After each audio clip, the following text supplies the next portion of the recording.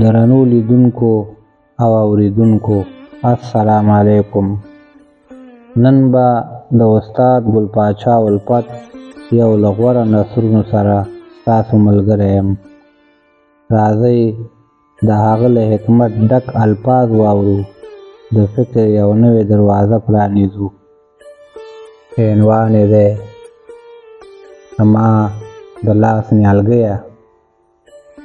زه نه یم خبر چې ته چېرته وې او له کومه ځایه راغلې.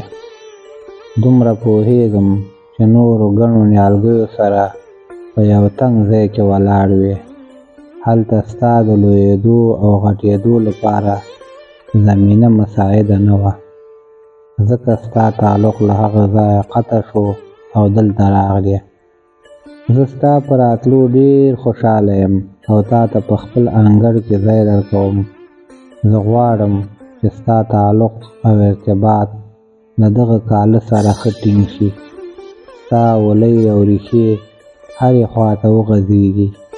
ستا څانګې او ښاخونه په دغه هوا او فضا کې ډېره وده وکړي او له تا نه غټه ونه جوړه شي. زه به ستا د ترقۍ او لویېدو لپاره زیار کاږم. ته دلته زما له اولادونو سره په دغه کاله کې اوسېږه. دا ځای په تا باندې نه تنګېږي. دا ستا کور دی. ته د دغه کاله له ماشومانو نه یو ماشوم یې. زه هیله لرم چې ستا تر سیوري لاندې خلک کښېني.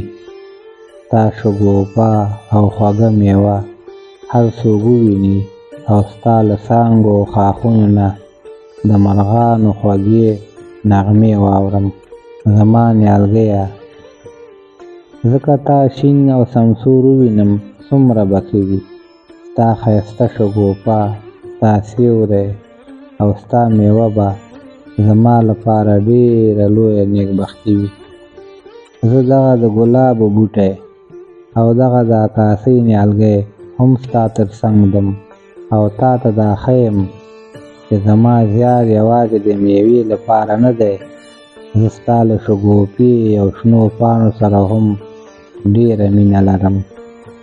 که له ما سره ګېډه شته او بې خوراکه ژوند نه شم کولی، له ما سره سترګې هم شته او په مخ باندې پوزه هم لرم.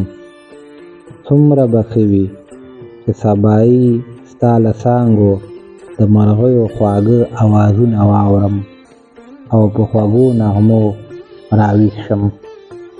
زما نیالګیه، ته په دغه هوا کې وده کوې، باید خپله خوشبويي هوا ته وسپارې او د هوا مرغان له تا نه استفاده وکړي.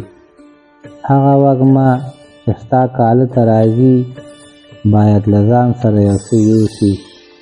د شاتو مچۍ باید ستا له کوره بېنوا لاړې نه شي. کاش چې زما دوستان او ملګري ستا تر سیوري لاندې خوشحاله کښېني او دلته د خوشحالۍ خندا واورم. یوه خوله خندا او یوه شېبه خوشحالي په دې ارزي چې زه څو کاله ستا خدمت وکړم او له لرې ځایه اوبه درته راوړم.